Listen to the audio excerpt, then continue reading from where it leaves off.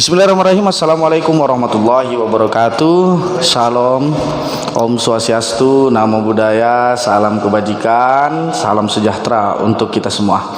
Alhamdulillah, para pemirsa yang ada di rumah, hari ini sudah hadir di tengah-tengah kita sebagai narasumber kita pada kesempatan kali ini yang terhormat, yang kita sama-sama cintai dan kita muliakan, yaitu ayahanda kita, Ketua Forum Kerukunan Umat Beragama Provinsi Kalimantan Timur, Pak Kiai Haji Asmuni Ali. Assalamualaikum Kiai. Waalaikumsalam warahmatullahi. Sehat Kiai ya?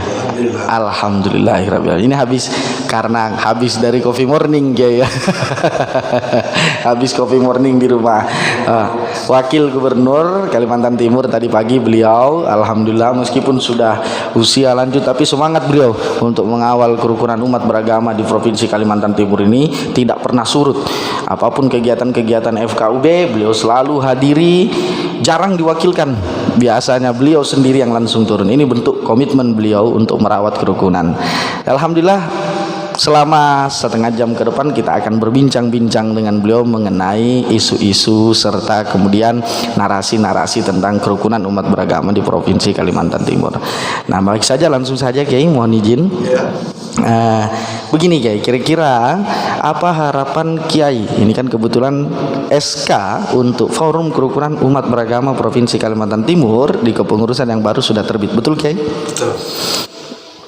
Nah, apa harapan Kiai kepada para pengurus-pengurus baru yang telah di SK-kan oleh pemerintah Provinsi Kalimantan Timur ini Kiai? Iya.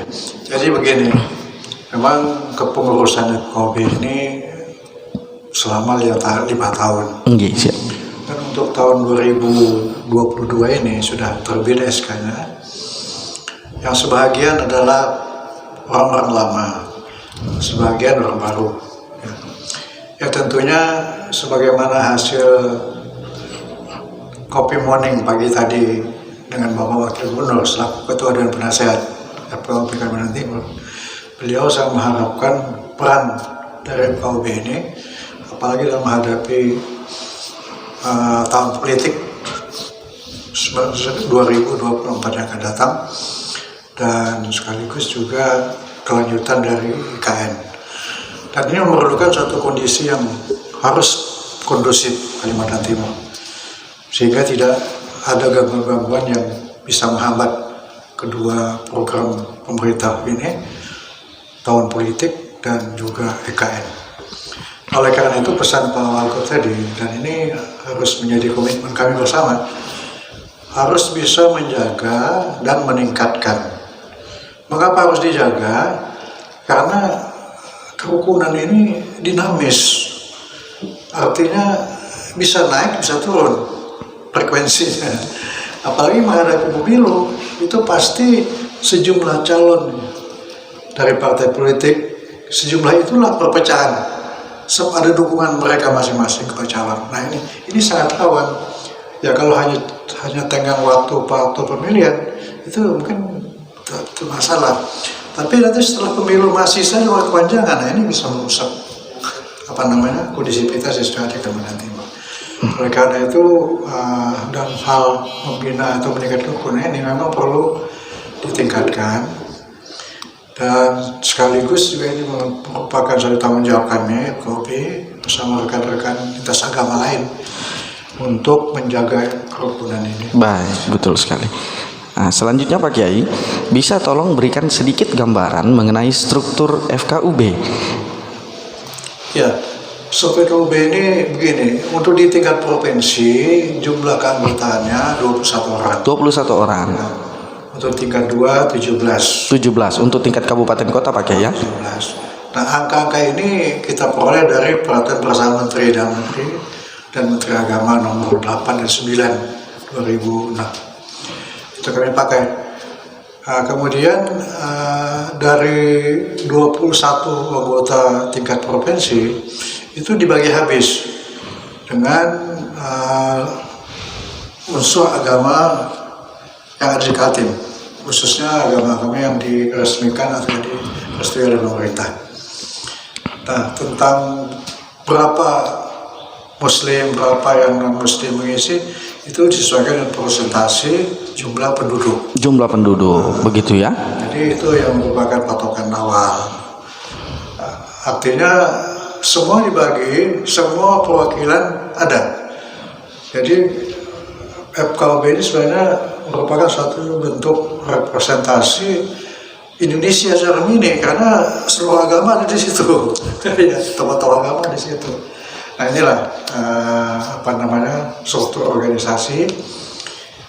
Dan FKUB ini tugas umumnya atau tugas pokoknya, pertama mengadakan sosialisasi Baik. pertemuan Baik. silaturahmi. Yang kedua, menampung aspirasi unsur-unsur agama ataupun kelompok-kelompok agama. Baik. Kemudian mendistribusikan informasi yang tersebut kepada masing-masing agama. Baik. Yang terakhir adalah mensosialisasikan perundang-undangan yang ada hubungan dengan kerukunan. Betul. Baik. Baik. Untuk ke provinsi, untuk tingkat 2 selain yang 4 tadi, itu ditambah lagi 1 tentang pendirian rumah ibadah. Pendirian rumah ibadah. Jadi harus ada izin FKUB. Itu harus, ini adalah tugas umum, tugas pokok yang dikelola oleh FKUB tingkat 2. tingkat 2 kabupaten kota. Oh, berarti apabila ada rencana pendirian rumah ibadah harus mengantongi izin dari FKUB tingkat 2. Bukan izin, jadi begini, dalam ketentuan PBM itu begini, setiap ada rencana untuk membangun rumah ibadah, apakah itu muslim atau non muslim, harus dibentuk panitia pembangunan. Oh ya. Panitia pembangunan nanti membuat permohonan Baik. kepada FKUB dan kepada Kanwil atau Kemenak. Kemenang. So, dua-duanya nanti FKUB akan merekomendasikan boleh atau tidaknya. Kemenak juga begitu, akan membuat rekomendasi. Baik. Nah, dengan 2 rekomendasi ini akan lahir nanti izin membangun dari pihak bupati atau wali kota. Baik. Nah, itu adanya. Kemudian ada syarat lain untuk rumah ibadah ini, minimal penggunanya itu 60 orang. 60 orang. Dan pendukungnya 90. Dan pendukungnya 90. Itu Iya. harus dipenuhi ketentuan jumlah ini dengan bukti KTP masing-masing. Siap. Tetapi ini hanya sekedar syarat. Tapi boleh saja kalau memang di satu lokasi tidak memenuhi syarat itu, tapi masyarakatnya mendukung semuanya, tidak ada masalah. Atau ini, misalnya lokasi itu mereka atau rakyat setempat kesulitan untuk mendapatkan rekomendasi, maka lokasi rumah ibadah yang dibangun itu yang semula mungkin peruntukannya untuk tingkat desa bisa diperluas tingkat kecamatan supaya jumlah dukungan itu ada. Kalau tingkat desa mungkin jumlahnya sedikit, nah maka dijadikanlah rumah ibadah ini wilayah desa. Baik. Kalau desa juga masih kurang, ditingkatkan di kecamatan. Baik. Nah, pasti itu cukup jumlahnya. Jadi bisa dilaksanakan ketentuan itu. Baik. Apakah kalau memang masih ada kesulitan, itu bisa lewat ranah hukum. Ranah hukum. Baik. Jadi itu prosesnya. Ini ditangani khusus oleh kabupaten kota. FKUB di tingkat 2 ya Pak. Iya, baik. Apakah selama ini sering terjadi ataukah sudah pernah terjadi trouble-trouble terkait pendirian rumah ibadah di beberapa kabupaten kota di Provinsi Kalimantan Timur, Ya, Pak Kiai? ya. Jadi ada beberapa kabupaten memang ada, termasuk Samarinda sendiri. Tapi alhamdulillah semuanya bisa selesai. Bisa diatasi ya? Diatasi dengan jumlah waktu yang mungkin sedikit agak lama. Baik. So, FKUB selalu mengusahakan itu ada persetujuan dari setempat. Tadi selain penggunaannya bisa diperluas tingkat desa di tingkat kecamatan, pasti angkanya itu cukup untuk memenuhi persyaratannya. Baik. So, kalau desa mungkin sedikit umatnya, diperluas tingkat kecamatan.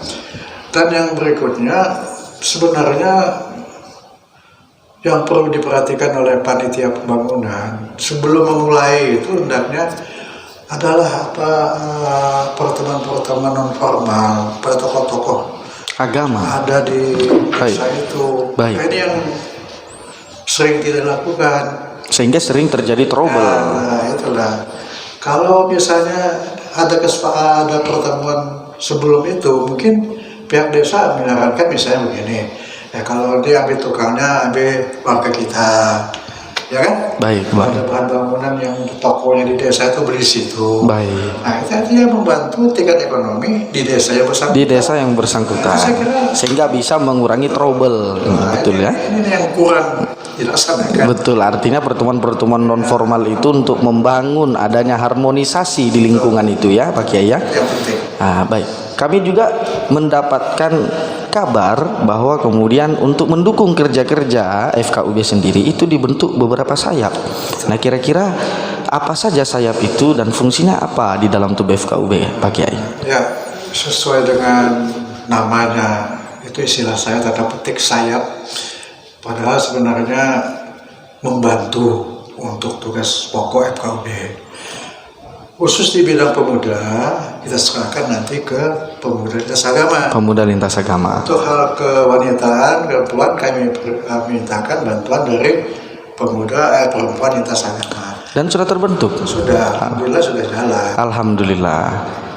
Berarti tugas pokoknya adalah mendukung kerja-kerja FKUB dalam mewujudkan kerukunan umat beragama begitu ya. Kemudian selanjutnya Pak Kiai, apakah ada ketika Coffee Morning tadi pesan-pesan khusus untuk FKUB dari Pak Wakil Gubernur Provinsi Kalimantan Timur? Jadi pesan beliau secara khusus kepada FKUB yang baru ini yang sedang akan kita upayakan acara nanti pengukuhannya. Pengukuhan Beliau tadi minta pengukuhan. di IKN ya? Ya, pengukuhan bukan di IKN. Khusus saja IKN tadi. Pengukuhan dulu, sudah pengukuhan, baru kita ke IKN. Baru ke IKN. Nah, jadi resmi sudah ke IKN. Di situ ada bakti sosial atau apa gitu. Nah, itulah kita akan membuat deklarasi atau apapun namanya bahwa FKUB mendukung kegiatan IKN ini. Sebagai wujud dukungan FKUB terhadap pemindahan IKN di Provinsi Kalimantan Timur Pak ya? Pesan Pak Wakil Gubernur tadi selaku Ketua Dewan Penasehat Oh, berarti Pak Wakil Gubernur ini posisinya di FKUB adalah Ketua Dewan Penasehat.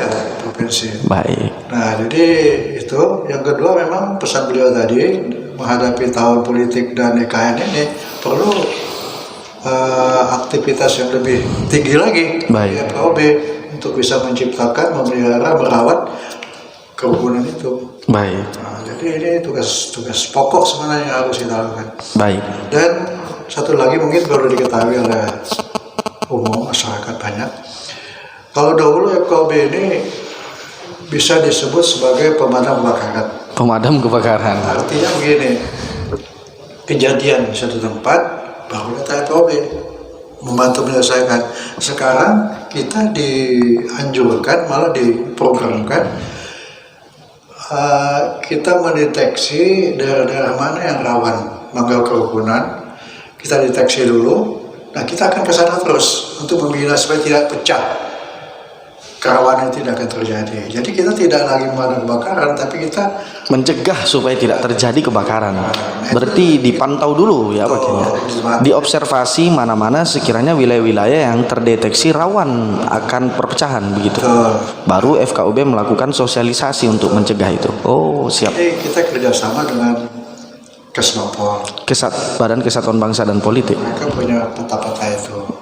Nah, kita adopsi aja sudah itu. Nanti kita bersama-sama nanti kita programkan kita ke wilayah ini.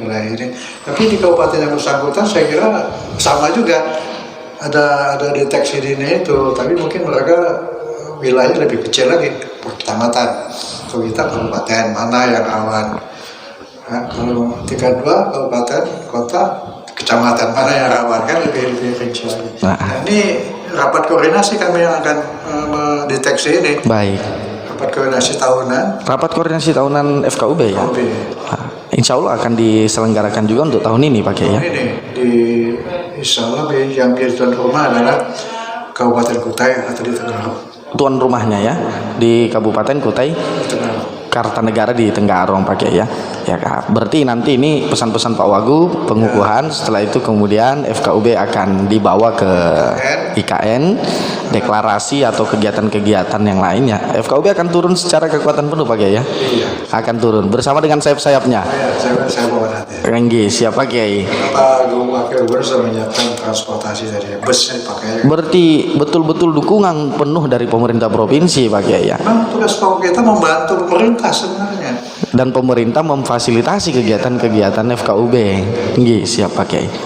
Nah, terakhir Pak Kiai, bisa kami minta sedikit pesan dan pesan Kiai kepada seluruh pemirsa masyarakat Provinsi Kalimantan Timur yang mendengarkan pada kesempatan hari ini, pesan dari Kiai selaku Ketua Forum Kerukunan Umat Beragama bagaimana supaya Kaltim tetap dalam kondisi yang harmonis. Jadi begini, tadi Pak Wagub juga menyampaikan bahwa Kaltim ini sebagai Indonesia Mini sejak lama, malah kalau beliau cerita sejak zaman kerajaan dulu, Kaltim ini kondusif.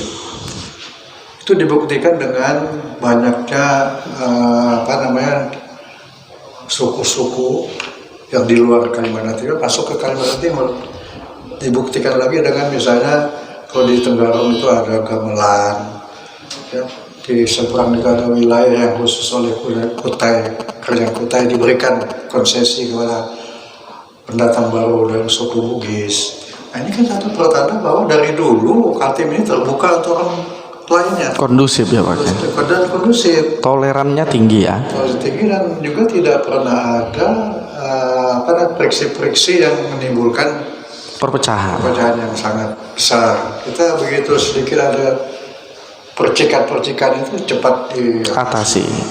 Dan itu biasanya kami lewat di Kaltim ini yang khusus untuk Kaltim, yang di daerah lain belum punya ini. Kita ada yang namanya Forum Kebangsaan. Itu anggota Forum Kebangsaan adalah FKUB, Forum Pembauran Kebangsaan, Forum Kewaspadaan Dini, Forum FKPT itulah anti terorisme. Itu otomatis menjadi Forum Kebangsaan yang diketuai oleh Pak Yustomo. Nah, jadi kalau ada persoalan, kita semua rapat di situ. Apakah soal agama, apakah soal suku, apakah soal yang lainnya, untuk bicara bersama. Baik. Nah, ini membantu. Yang kemudian forum ini juga membantu kalau percobaan baru yang ingin ketemu siapa gitu, itu nggak datang ke masing-masing mereka, cukup lewat pembahasan, diundang semua forum itu, mereka ketemu semua situ. Baik. Nah, jadi kan mempermudah koordinasi dan komunikasi. Baik, jadi intinya Kaltim ini sejak dulu sudah kondusif, sudah toleran. Jadi bagaimana tinggal kita merawat itu warisan-warisan kerukunan dan toleransi daripada pendahulu-pendahulu yang dari Kaltim. Ya baik Kiai, mungkin itu saja wawancara kita, obrolan-obrolan singkat kita bersama Ketua Forum Kerukunan Umat Beragama Kiai Haji Asmuni Ali. Kami ucapkan terima kasih banyak Kiai atas waktunya. Semoga selalu dalam keadaan sehat walafiat. Amin ya rabbal alamin. Mungkin pemirsa di rumah, cukup sekian obrolan kita pada kesempatan kali ini. Semoga di lain waktu kita bisa berjumpa kembali, tentunya bersama narasumber-narasumber kita yang luar biasa dalam program Podcast Harmoni FKUB Provinsi Kalimantan Timur. Saya selaku host pada kesempatan kali ini mohon pamit undur diri. Wassalamualaikum warahmatullahi wabarakatuh. Shalom, Om Swastiastu, salam kebajikan, namo buddhaya, salam sejahtera untuk kita semua.